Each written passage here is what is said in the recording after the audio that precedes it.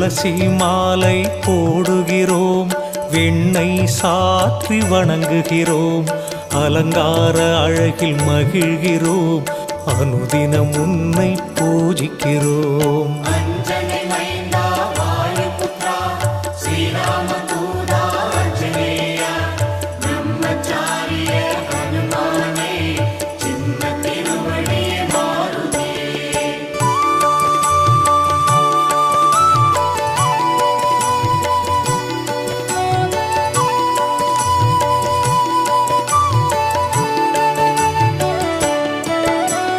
வாராவாரம் சனிக்கிழமை வணங்கி மகிழும் பக்தர்களை திருவருள் புரிந்து காக்கின்றாய், வேண்டுதல் யாவும் தீர்க்கின்றாய்.